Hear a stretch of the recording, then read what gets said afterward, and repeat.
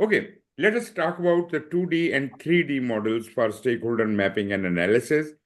Well, in 2D, we could use power and versus interest grid, or power versus influence grid, or impact versus influence grid, whichever suits you the best. But two parameters can only be used there.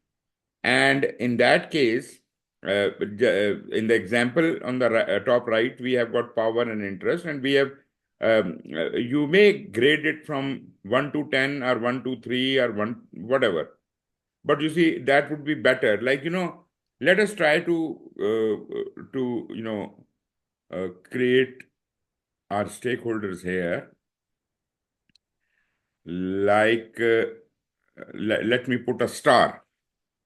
For example, there is a stakeholder with a power level of 6 and interest level of 3. Where do you want me to put it? Power level of 6 and an interest level of 3. Hang on, but what does the scale? 1 to 10, 1 to 10 on both Oh, sides. 1 to 10. Okay. Okay. All right. Then it's keep satisfied. Okay, so it is somewhere here, Yeah. right? Okay, there is Correct. another stakeholder who has got a power of 4 and interest of 9. Keep informed right there. Yeah. Right.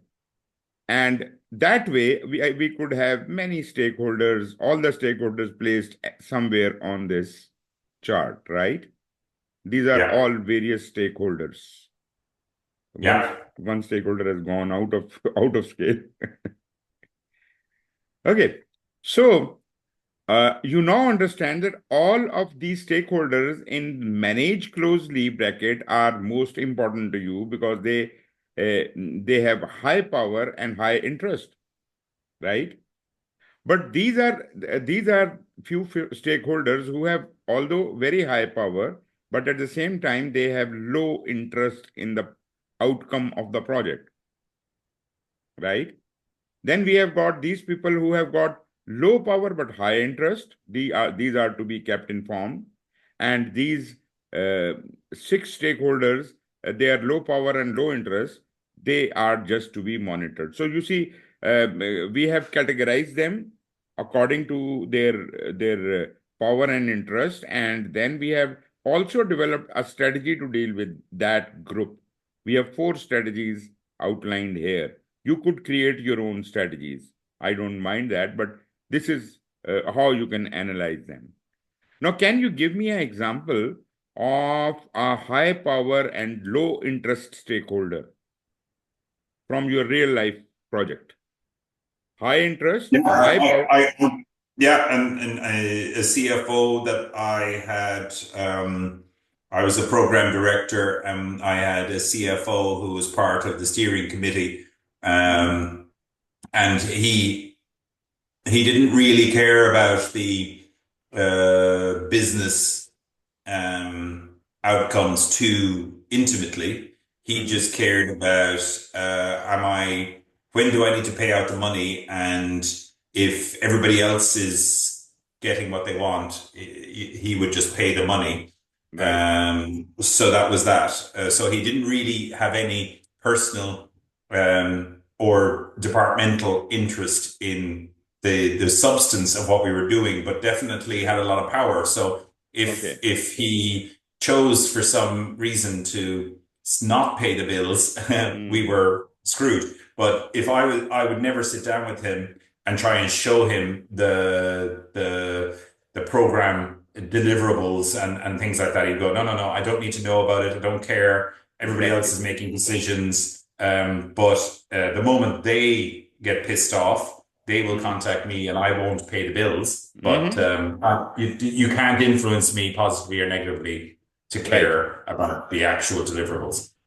So you have to note down the interest of these kind of stakeholders and try to just satisfy them on those interests rather than rather than providing them every information. Like as you said, you don't even like to inform him about your products and things like that. He is not interested in that. So why to overburden? If you try to overburden him with that information, that can be detrimental to you, right? Yep. So it is better Correct. just to keep them satisfied and not to kind of bother them in any way. Then we have got high power and high interest. Probably this is very simple. Can you give me an example of that? High power and high interest would be somebody like the sponsor. Um, Mm-hmm. Mm-hmm. so I would expect that they should have those two things. And High power. what about the customer? Yes, that's true. The Of customer course, of course. would have, individual customers might not have very high power influence, but yeah, as a grouping, Well, depending on what you're doing and how you're doing it, yeah, for sure. let me call the individual end user, right? End user. Where Yeah, do you place the end user? In which quadrant? managed closely. End user has no power. Well, hang on, it depends. Um, so again, I'm now in my brain. Thinking of that project, that same project that I did, which was done with a hybrid methodology, and we Mm-hmm. made the users. Mm-hmm. It was a very complicated project, but we had different types of users, internal and external, and things like that. Mm-hmm. Um, but those user groups were, in agile language, quite fundamental to influencing the product owner. Okay. Right. So we would be, or directly influencing essentially, because Mm-hmm. we would do A/B testing with them. Mm-hmm. We would be gathering requirements from them directly, and so on. No, that was your engagement strategy. You are engaging them, right? You are engaging them. Otherwise, they did not have any power. You empowered them. Actually, you empowered the end user, right? That might be your strategy. But as such, they did not have that kind of power, like they could not stop your funding, or they could not, do things like that, you know? That's to me, I mean, maybe I'm essentially wrong here, but to me, that's the old language of projects is the user doesn't have any power. And yes, if you don't talk to them and you don't give it to them, indeed, I Hmm. guess you could argue that they don't get any power. However, Hmm. if you structure yourself as as an agile type of methodology and Of you course. want to make them central, Hmm. that's Hmm. fine. Or you don't want to make them central and you Hmm. do want to ignore them, they have immense power still because those users are your customers, maybe, and therefore your project will fail Yeah, yeah. Of because course. they won't use. So how is it that they don't have power Yeah, I agree if with you. I agree. You're specifically talking from the sense of an agile project. And agile project things are very different. But conventionally, I would like to talk in a neutral term that is yeah. which could apply to predictive as well as agile. So generally speaking, customer is the one with whom we have a contract, and naturally the customer yields a lot of power. But at the end of the day, the end user who would actually be supplied those products to use, um, that may not have that kind of power what the contractor has through the So are contract. they typically down there in the keep informed part, Yeah, a user? exactly. Exactly. Like, we are trying to build a bridge in the center of the city. And naturally, somebody has given us the contract, maybe the government agency is our customer. But you see, the citizens who are living around that area would be bothered by this construction, and they are the end users. They are ultimately going to be benefited with the ultimate construction, but right now they will be bothered with due to this construction. So if I don't keep them informed what we are doing and what how useful it for them, and how are we facilitating them while we are constructing, maybe we are providing them alternate routes and all that, they just need to be informed. They don't have any other thing. with you. They don't need anything from you except that you keep them informed. If I can have divergence created for them for that period of time, they will have no problem. But if I start construction work and close down all their routes and they are held up in their homes, that would be disastrous. They can, launch some kind of a protest and even cause the project to stop. Yes, this kind of power is there. But at the same time, if I keep them informed, I can avoid that. I hope you understand my point. Completely. And then we have got the stakeholders who have very low power and very low interest. Well, we don't need to do much about them. Rather, we don't have to do anything about them, just to keep an eye on them, watch them. Why? Because the nature of a stakeholder is very flexible, they keep changing. A stakeholder who is currently in the lower left bracket, that is the monitoring bracket, may creep into the lower left bracket, that is a keep informed bracket, and suddenly he has needs, he has interests. So stakeholders over the period of the project, over the life of the project, would be changing their positioning on these four quadrants, right? And what would be your general strategy? If I were you, my strategy would be to move all the low power and low interest stakeholders somehow towards high interest stakeholders. I can increase the interest of the stakeholders and move them from monitoring to keep informed. That would be better coordination. Similarly, I have got a high power and low interest guy. I would like also to increase their interest as if I can manage them more closely, right? So that could be my effort. That is a general effort, that let us try to increase the interest of all the stakeholders, like moving them from monitor to keep informed, or moving them from keep satisfied to manage closely, right? But anyways, these are the four major strategies which we already have just by creating this chart, right? Although I don't stop you from creating in your risk register or whatever you want to say, the second part or third part analysis and the engagement strategy, you can even write it there that, okay, this specific stakeholder, I will manage him closely, but these are the specific close managements I will apply on that. That would be your specific engagement strategy for that specific stakeholder. But otherwise, for the whole group, you are just having a common strategy to manage them closely, right? I hope you understand that. So in your risk register, the part which is secret, which is not shared publicly, you can write down your strategies, even for all of the stakeholders. Each one of them, you could have a separate strategy, right? But this is the main grouping, and it could be very, very much facilitated. Now, if you have three parameters to consider, like in this case, you have power, interest, and attitude. Now, this makes a three-dimensional cube. And you see, in the first example, we had only four quadrants. How many cubes? Naturally, there will not be any quadrant in a cube. How many cubes will be there if I have three dimensions? Within this cube, how many boxes or cubes could be formed? How many options I have? Will I have only four options, four strategies, or more than that? You have more than that. And what could that be? You want the number? I think, is it 3 times 4? Is it 12? Or is it? Okay, let me make it easier for you. Let us say this side is divided into four parts.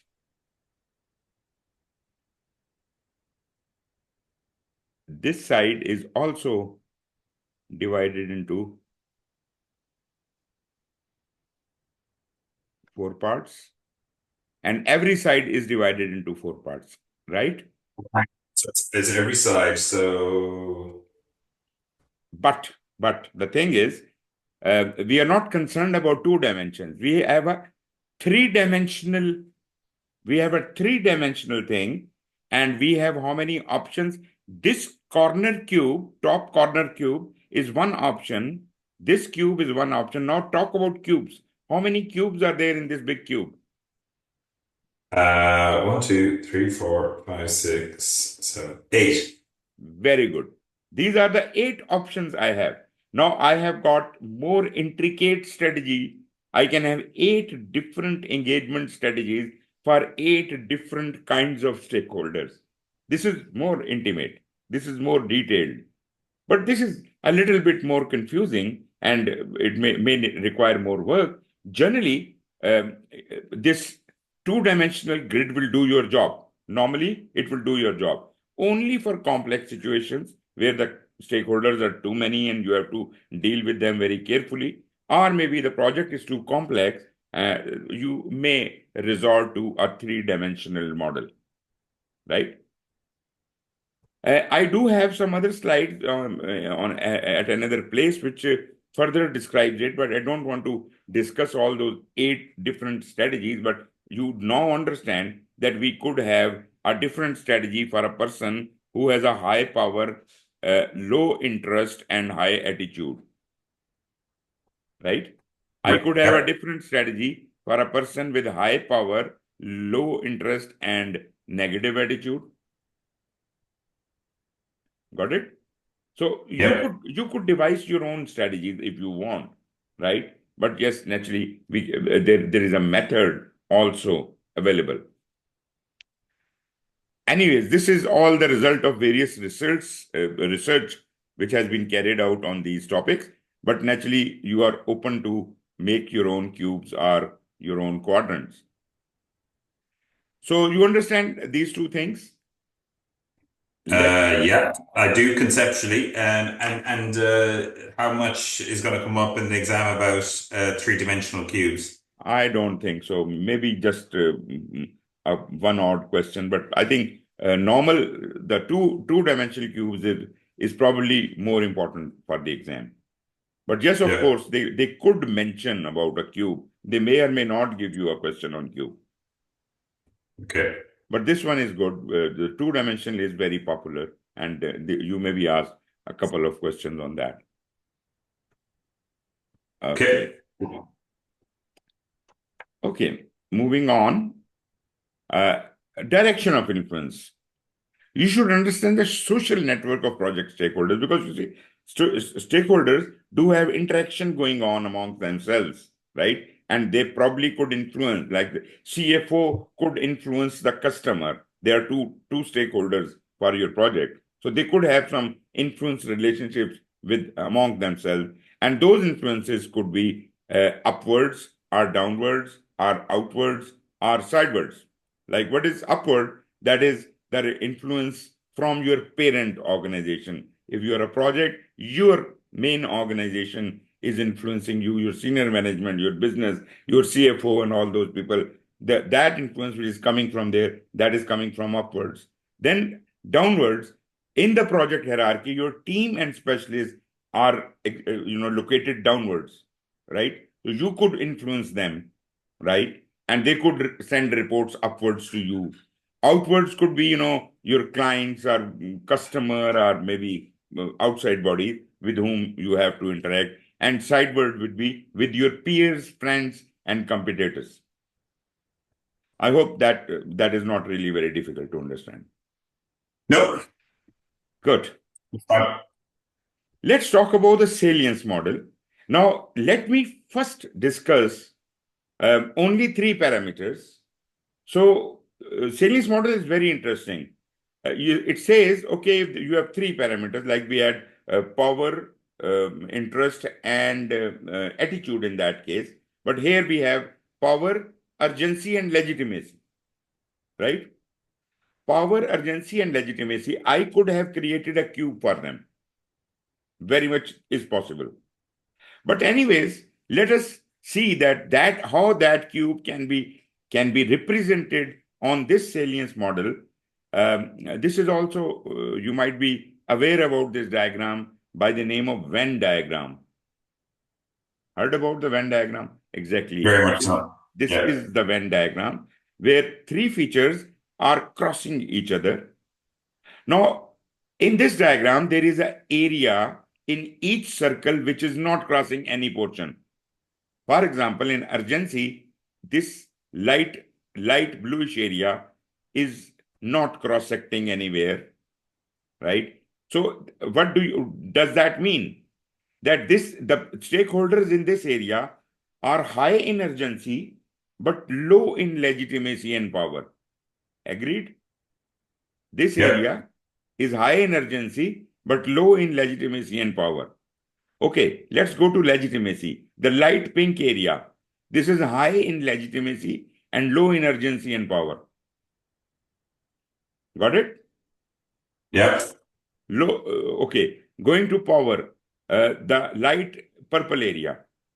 That is high in power, low in urgency, and low in legitimacy. So these are the three cubes, three smaller cubes I have just discussed with you. Then let us see the cross-section between the urgency and power. This area, which is cross-secting between urgency and power only, that is high in urgency and high in power, but low in legitimacy. Agreed? Yep. Let's talk about this area, which is cross-secting between legitimacy and power. So this area is high in legitimacy and power. All the stakeholders located here are high in power and legitimacy, but low in urgency. Now talk about this area between urgency and legitimacy. Urgency and legitimacy are high, power is low. Let's talk about the main central area. This central area is everything is high. Power is high, urgency is high, legitimacy is high. Did I cover all of them? How many areas I have covered? 1, 2, 3, 4, 5, 6, 7. But how many cubes you calculated earlier? In a three-dimensional model, how many cubes were there when there were three factors? There were 8 options in a three-dimensional cube. In a three-dimensional cube, you were having 8 options, 8 cubes, 8 smaller cubes. Where is the 8th one? We have discussed 7 out of the 8. Where is the 8th one? 8th one is outside. Outside of everything.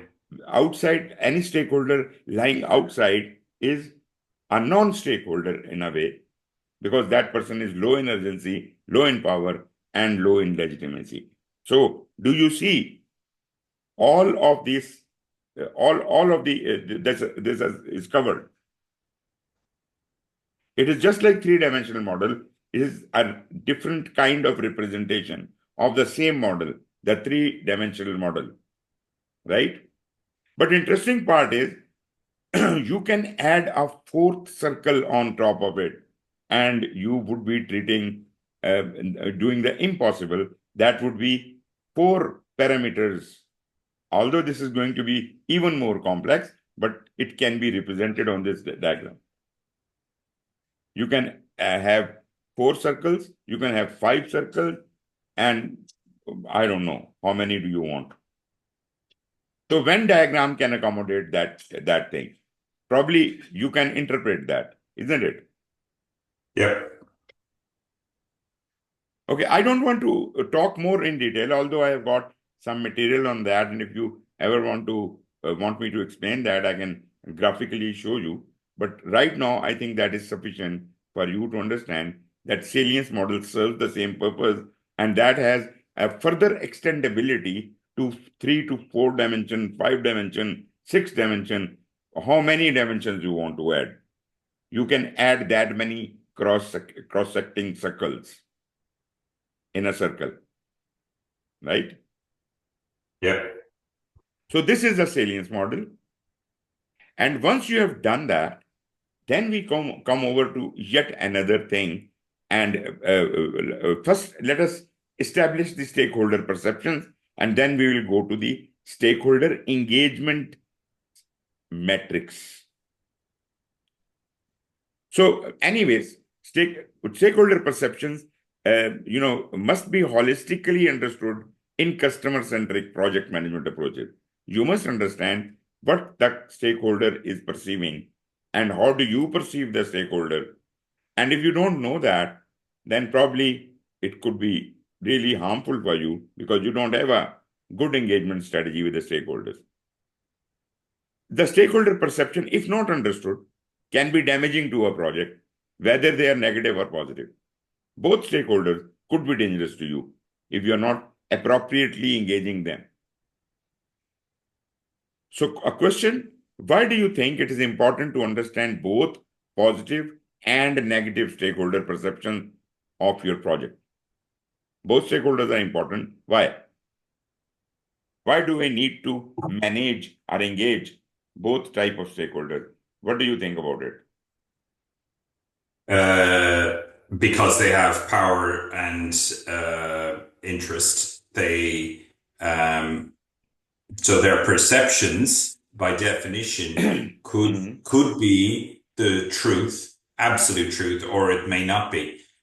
Both have potential impact.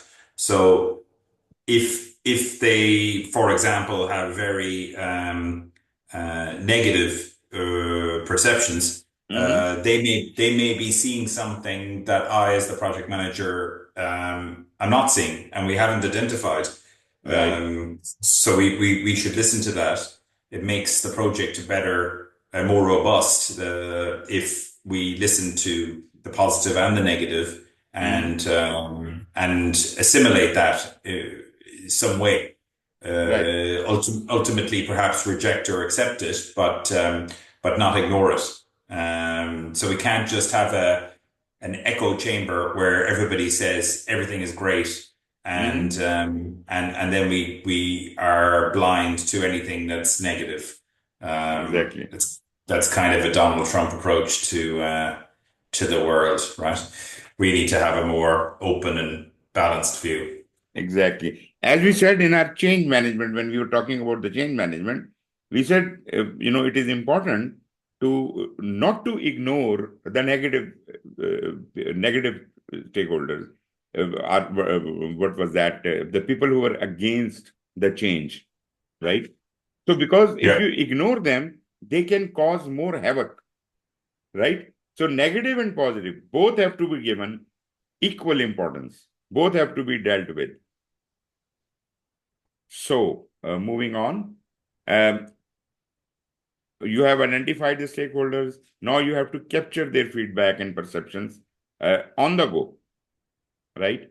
So, you have to understand key stakeholders. Naturally, key stakeholders are few, and these stakeholders could be physically met.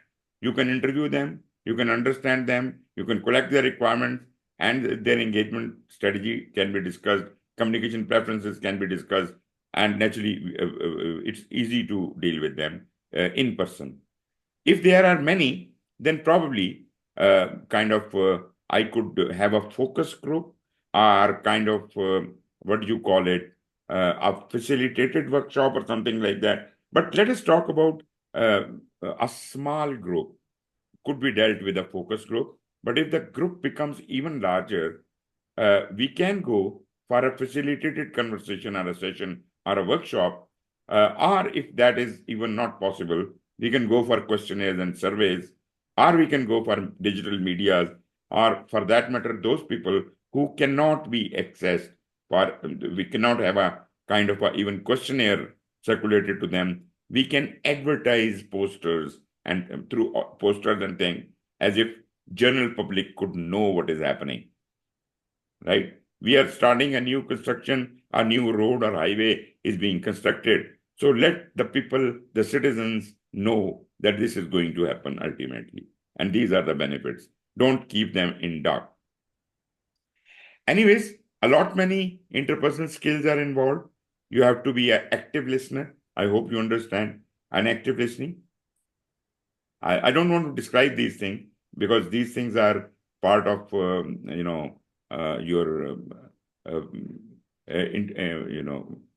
your I understand all this. Yeah. power skills, yeah, emotional intelligence, effective communication method. So, but anyways, this is how you deal with them: single people, groups of people, and large audience. All of them are your stakeholders. So you have to somehow capture the perception of everyone, and you may use the different methods to do that. Once you understand what they need, especially what they need to be communicated again, communicated when and how, then you plan your communications based on your stakeholder understanding.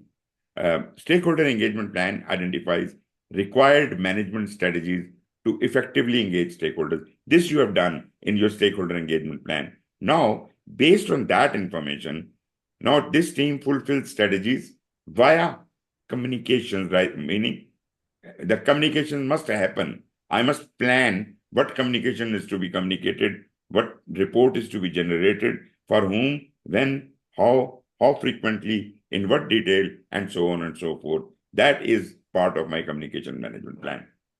Actually, strategic engagement plan does not tell us what exactly to communicate and how frequently to communicate. It just tells us that these people have to be connected. These have to be communicated. They need some kind of information moving to and fro. Now, based on that information, we will develop the detailed communication management plan.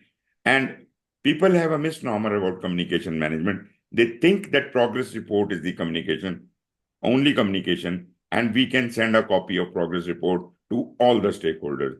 This is the most stupid idea. Everybody does not need to have the same level of detail because different stakeholders have different needs.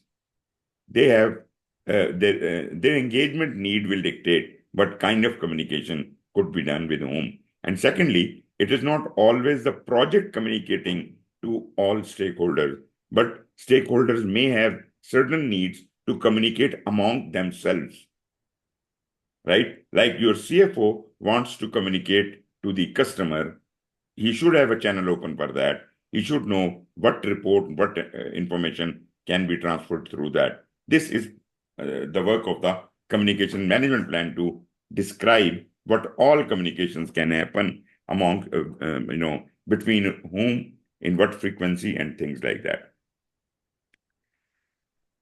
Communication requirements must be analyzed, leads to a clear articulation of the stakeholder communication need. Naturally, whatever we have identified as the stakeholder needs, they are being articulated to be converted into communication needs, enables effective choices about communication topics, frequency, models, and technologies.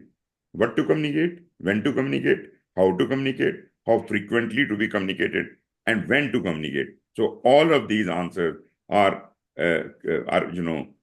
translated into the communication management plan. The output of this thing could be a kind of a grid, a questionnaire, a survey that documents the communication and technology requirement for each stakeholder. Maybe you create a chart. You say, okay, these are the stakeholders. They need to be communicated this, and this communication has this frequency and things like that. Probably I have somewhere, probably it is there. A communication plan sample is also there. Maybe in this presentation or not, but yes, just like we have a stakeholder register, similarly, we could have a communication management register. Anyways, okay. Methods and technologies you could use. Naturally, this is very simple. This is a daily use thing. We do communicate, physically, in meetings. Virtually, again, we are kind of communicating verbally, maybe like I'm talking to you, but this is a little different from face-to-face presence. It is video conferencing. And I can differentiate very clearly between the physical and the virtual. They are not equal. Naturally, although I can see you, but I cannot see you in a real life. I mean, in the exact size you are, sitting right in front of me, right?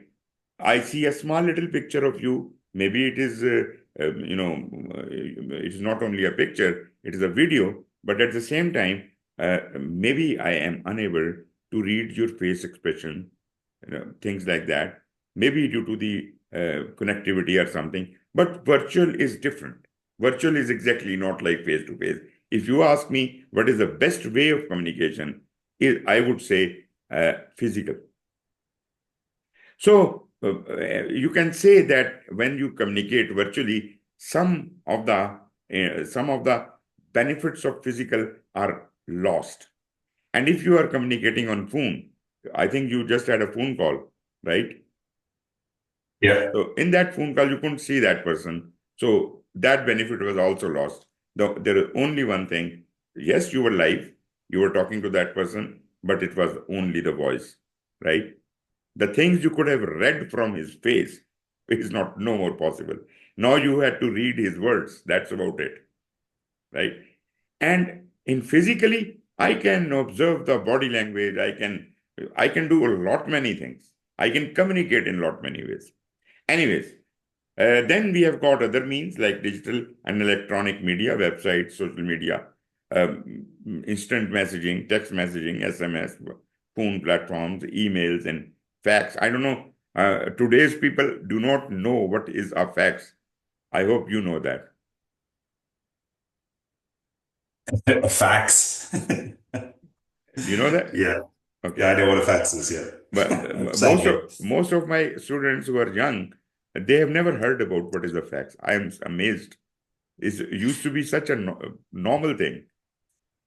Still, people Yeah. have got fax numbers on their cards, but today's world, the fax is obsolete almost. But Correct. anyways, so all of these different medias are kind of digital, and then physical. How do we communicate physically? I mean, it's not the meeting physical where we were face to face.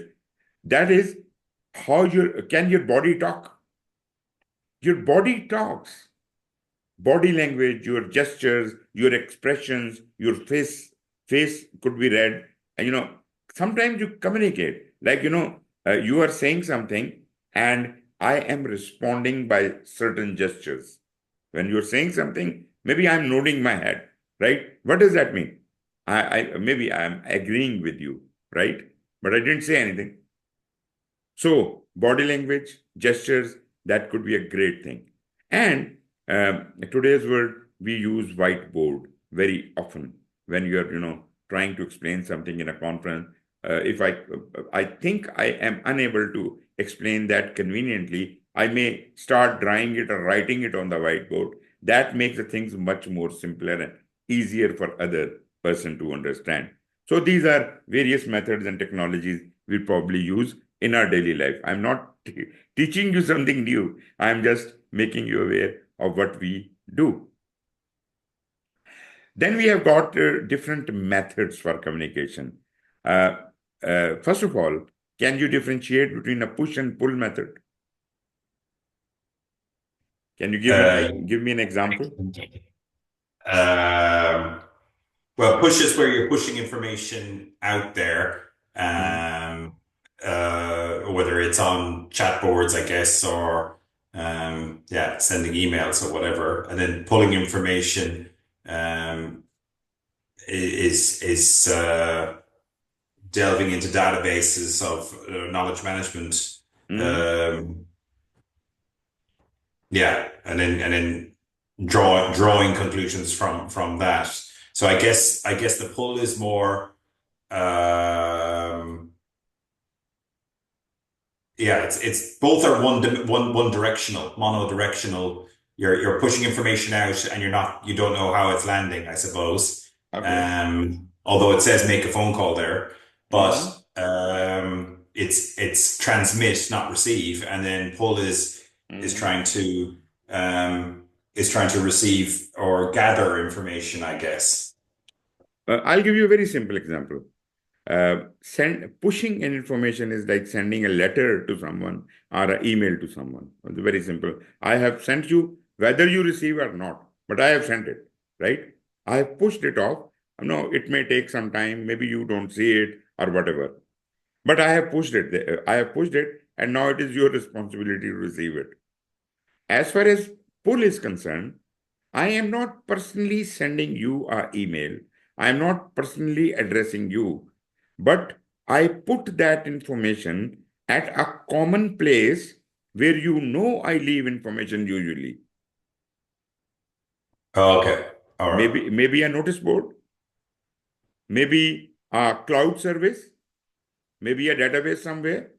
I just put it in my cloud and uh, you know where to get anything new I have sent. So you can pull it anytime, whenever you are free. But the information which I have pushed your way, like I have called you, or I have emailed you, or I have sent you a letter, then it is directly one-on-one connection. If you receive it, the communication goes on. But now in pull, I am much more facilitated. I have put the information into a common archive, and you know where I put the information, and therefore, whenever you are free, you will pull it and you will use it. So we don't need to be online at the same time. The good example is like SharePoint or even Zoom. But I think best example is the cloud computing, where the cloud, I put something in the cloud and you can download it. Apart from that, there are other communications which are more interactive, like you're physically talking to someone, you're having a conversation. Well, we have already talked about you can have a physical face-to-face conversation, or teleconference, or a video conference, or whatever. And then we have got messaging, we already talked about it. We could disseminate the information in a workshop to a large cloud. Or we could have kind of a interactive sessions or workshops where we collaborate and learn. We can use whiteboards, as we have already discussed. And if you go into Agile, then I am sure you are aware about information radiators. Information radiator is a great example of all of these kinds of communication happens simultaneously. You have got like whiteboards everywhere on the walls, and everybody can see what is happening, right? You are communicating face to face and even in video conferences, and no, everything is happening. All what we have learned so far, push, pull, whatever, everything is happening live, right? And in even if we are having virtual teams working in our agile project, then probably we could bring everything online, like on a agile software like Jira. Everybody can see what is on the information radiators, what is being done, what is next to be done, what has been completed, what has been delivered. Everything is open communication. So yes, of course, all of these methods can be used in agile as well as in predictive, but you have to choose whatever methodology you are using and which is the best approach.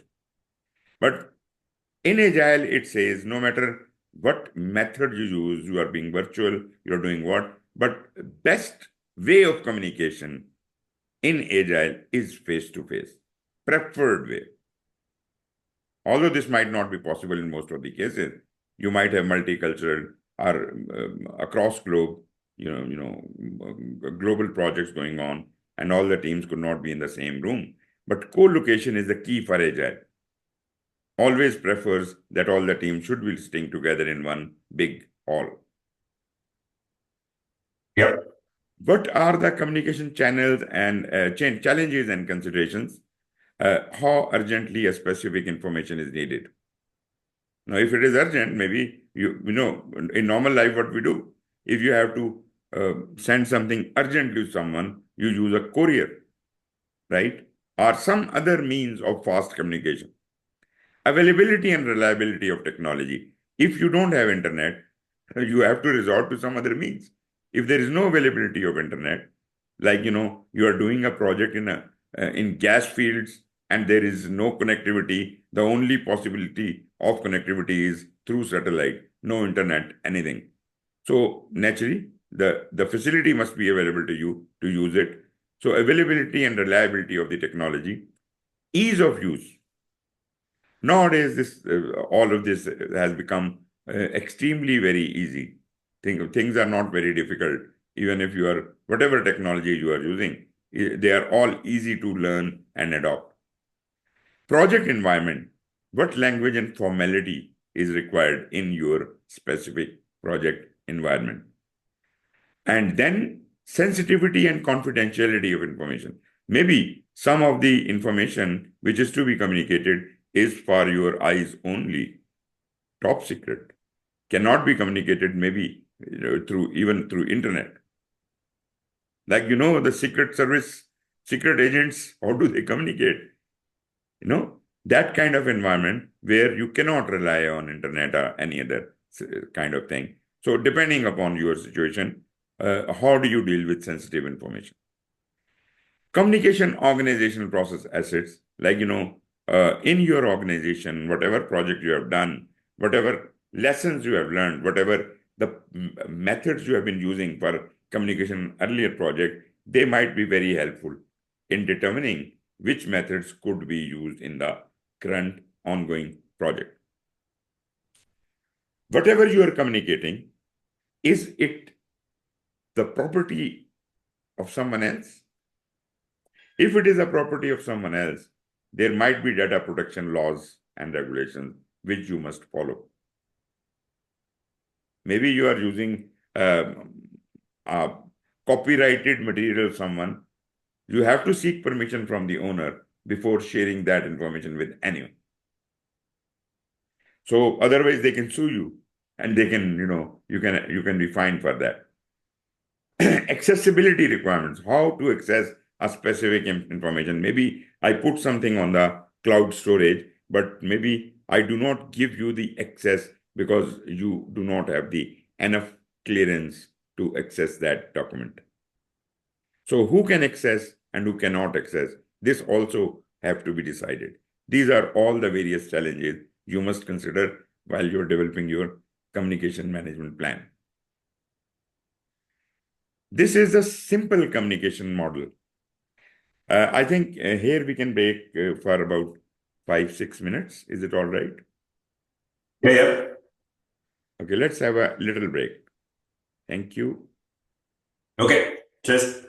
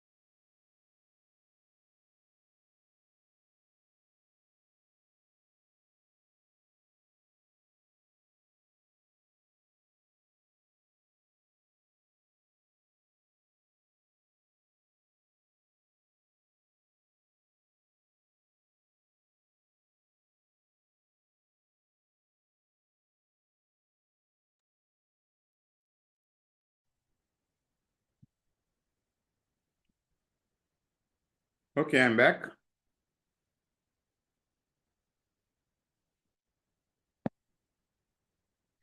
Yes, welcome back. Thank you. Right. So we were talking about this communication model. This is a very basic communication model, which could be any 2 points. If you want to communicate to me or anyone can communicate through any media, face to face or any. This is what happens.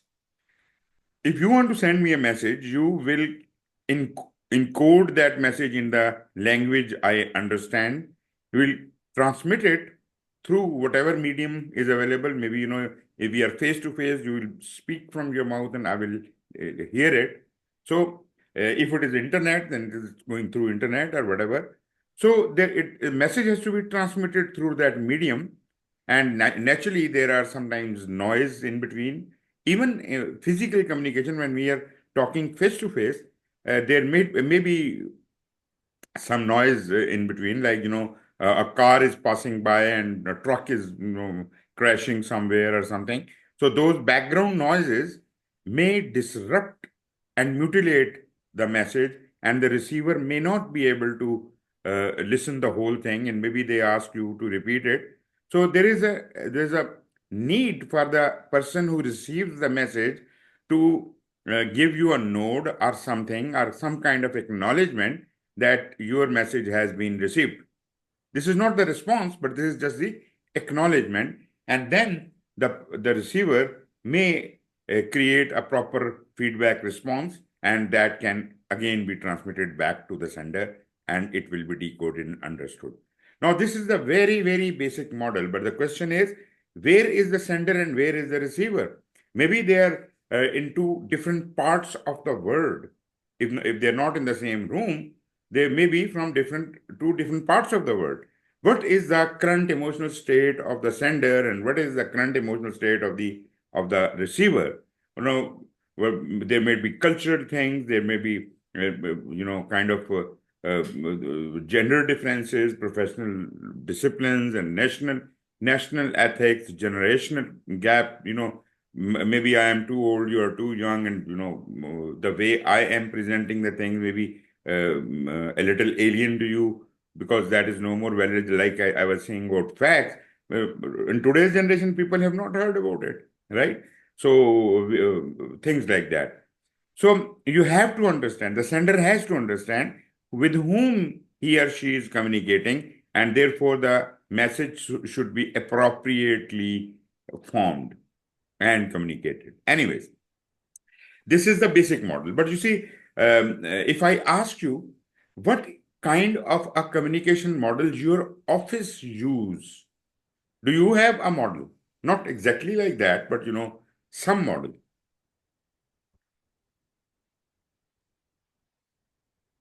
Uh, I'm not sure how to answer that question. You mean like we would use all the standard models of communication, whether it's phone, email, Mm-hmm. and Microsoft Teams, and then we have our own intranet site linked to Teams, where information is posted. So I think what our company has tried to do is try to reduce email and increase information on Microsoft Teams Mm-hmm. boards and direct messaging. The intention has been to try to address a few objectives, probably. One is to get things communicated swiftly and leanly, so that if there's an issue, feel free to pick up the phone or send a quick message and try to Mm-hmm. resolve it quickly, not have long, detailed emails when Right. a phone call will be more effective. Good. So I wouldn't say we're anti-email, but there is a healthy criticism of email, and a healthy encouragement of phone and direct messaging with, and some concerns about the number of meetings that we have to resolve things where you're having too many people in a meeting. Mm, So I think that's probably a good start, and maybe it's a good finish as well. I know exactly. other organizations that are much more regimented about it and ban email at certain times of the day or weekend, Mm, who ban meetings on a certain day or part of a day. And I get that. mm, I'm not. I think that there's a risk that communication done badly can be like a cancer in an mm, organization that can overrun it with too much information and exactly. Exactly. slow and analysis paralysis. Yeah. Exactly. This is very fine, very fine description of how the communication goes on in your organization. Actually, behind everything, there is a policy, right? A communication policy, right? And under that policy, we would develop a model, which may not be a visible thing, but a structure, a model. And all the tools you have mentioned, they are the tools and techniques under that model and following that policy. This is the very big picture. So, for every project, you will look up to the communication policy, you will look up to the communication model appropriately, adopted by your organization, whatever the mechanism or whatever the instructions are, you are going to design your project communication according to that, right? Whatever tools you are using, whatever techniques you are using within your project, that is all right. But basically, you are going to be governed by, like it's a governance mechanism for communication, which is being provided to you by the policy or by that, model, which is appropriate in your organization. Anyways, moving on. Uh, like in the case study you have, these are the various characters of that thing. I don't exactly remember, but the guy on the left is the project manager, Ang Fen, and this guy with beard on the left hand side, this person is Eugene, the sponsor, right? And these are all different characters in that story. So, anyways, these are all the stakeholders, and you, as a project manager, have to develop a strategy to how to deal with everyone, and that is probably a good strategy. You have to understand all the stakeholders, their needs, their expectations, and you have to keep them involved and engaged. Enable appropriate management strategies, which we have already discussed how the strategies are developed. Once you have a strategy for each one of these stakeholders, then according to that strategy, create and maintain your relationships throughout the life of the project. That is what you need to do. That is all about the stakeholder engagement and strategy. Last but not the least, of this topic is the stakeholder engagement assessment matrix. Now you have done all this job, you have communicated, you have done the power interest grid and cubes and all that and whatever mechanism. That was just to determine a strategy. Now is the question you were asking in the beginning, that why have you said that this person is supportive? That was the initial assessment, that this person was supported at the start of the project. But the question is, do you want him to remain supportive, or should he change his role over time in the project? Right? For example, there was somebody who was resistant to the project when he was identified as a stakeholder, but you desire that this person should become a supporter in maybe next 1 month. So what engagement is required for that person to move him from being a resistant stakeholder to a supportive stakeholder? You understand my point? This is your strategy for each and every of the stakeholders. Where is he and what do you want? Now, in this chart, we list down the names of all the stakeholders on the left-hand side. We have 5 columns of engagement: unaware, resistant, neutral, supportive, and leading. 5 different statuses. And under this chart, you see two engagement levels written there. One is the C, which is current engagement level of that stakeholder when he was identified, and D, stands for desired engagement level, which we want him to be. As I said, if this stakeholder, which we are talking about, let me call this guy as Mr. X. This guy was kind of resistant. So I would put a C in front of under the resistant, means that was his current status when we identified him. But now where we want him to be placed, we want him to become supportive. So I'll put a D in under the supportive. So this is complete. Mr. X, when identified, was a resistant, and we wanted him to be converted to sportive. So all our engagement strategy would be working towards it. As far as Mr. X is concerned, we would maybe we need to have some conversations with him. Those communications should be there, and then we will have to ultimately neutralize him first, as if all the differences are eliminated, but still he is not supporter. He becomes a neutral person in a while, and maybe we put in more effort and put him into a support role ultimately. So this is how this is failed. Maybe let us take another example. Let me use a different ink here. This is Madam B, and she was completely unaware in the beginning, and we wanted her to be neutral at least. Got it? Yeah. So there can only be one C and one D in front of a name, in front of the name of the stakeholder. So this is how we can. This is our strategy to deal with that stakeholder. This is called stakeholder engagement assessment matrix. I hope that is simple to understand. Yeah. Not very difficult, it's very easy. But naturally, everything oozes out of the stakeholder register. Everything starts with the stakeholder register. If we know the names of the stakeholders only, then we can do all that job. Analysis, engagement strategies, and this assessment matrix and everything. This can only be done if we have all of that done. Okay, moving on. This is how, it could be. Now, what is happening here is the first stakeholder was initially C, and we wanted him to be D. Why is it so? He was leading, and we want him to be demoted to the level of a supporter. Why? Who is this stakeholder?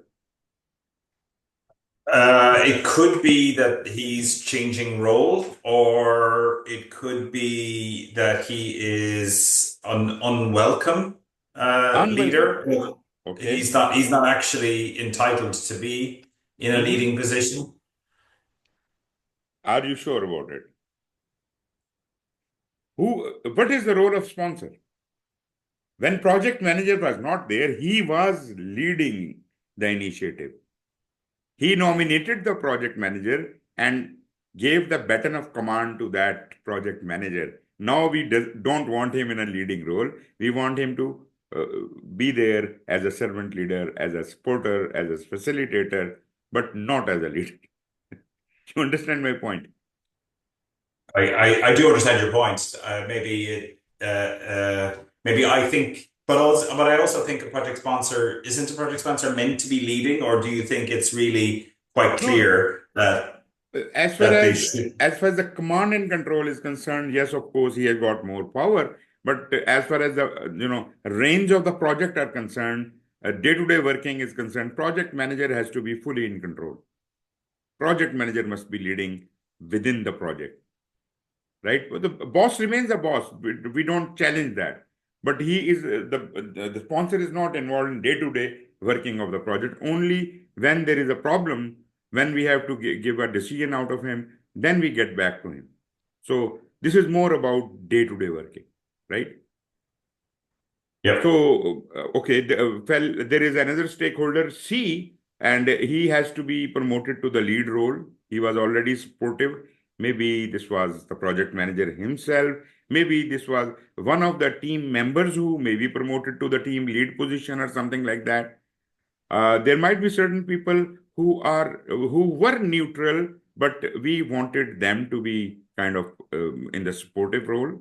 Like, these are the people who were not having any interest in the project. Now we have somehow convinced them, and now they are member of the team.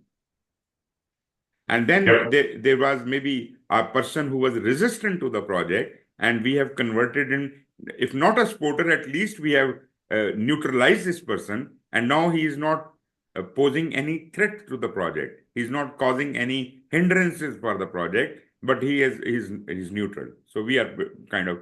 I would rather suggest that we should try to convert him into a supporter, but that would be a little uphill task sometimes.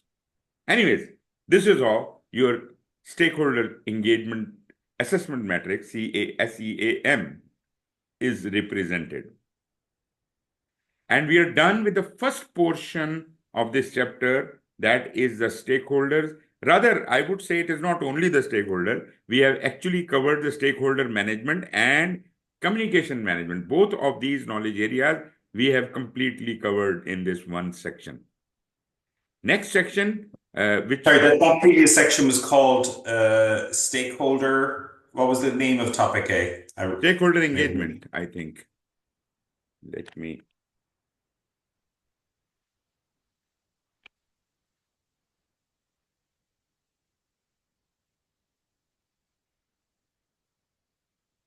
Forward. Yeah. Identify and engage stakeholders, I Yeah. think it is. Yeah. So basically, Okay. this was dealing with the stakeholder, but communication was kind of an associated area, a knowledge area, which was, discussed in it.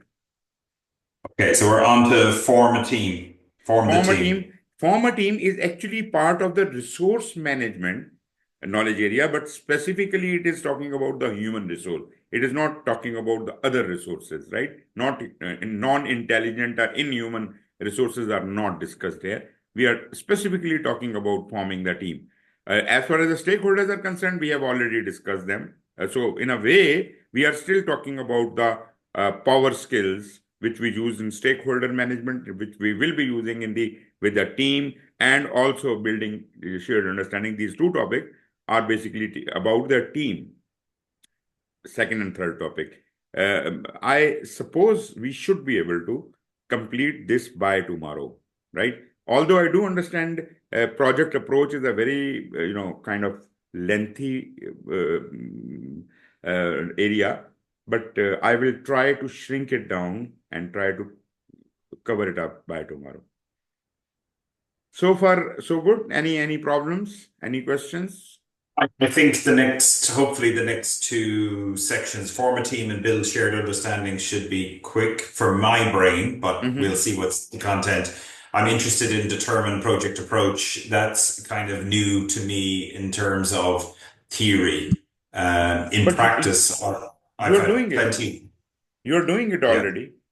Oh no, I'm already doing it in terms of determining a project approach. If you mean waterfall, agile, Yeah, hybrid, exactly, exactly, yeah, I've done exactly. it. I've done it in practice. I'm just Yeah. saying I'm not sure I've studied the theory about that one. So Okay. that's probably the one where we can go faster on form a team and build shared understanding. And I think Sure. we can and then go and then slow down. So we can go very fast through points 2 and 3 and then slow down for point 4. Mhm. And by the end of this week, we want to have gone into started L- lesson Lesson three, is three, it? yeah, probably as much as of lesson three we could have done, because lesson three Okay. is very long, very long. Okay. And then so okay, so let's go very rapidly tomorrow. What is the plan then for the week? So will we do Wednesday and Friday as discussed? Okay. What did we decide? Monday and Tuesday, We- Wednesday Yeah, we have. we were discussing doing Wednesday and Friday this week, not doing Thursday because I Okay. have an event. Yeah, yeah, you said that. Um, Yeah, I'm fine with it. Wednesday and Friday is fine with me, right? But I probably, yeah. No, there's no And problem. There's no problem. okay. All right. So, and will we, so in terms of tomorrow, I'm just checking my calendar. I need to finish on time or 5 minutes early. Okay. So do you want to start early again tomorrow, or how do you want to do it?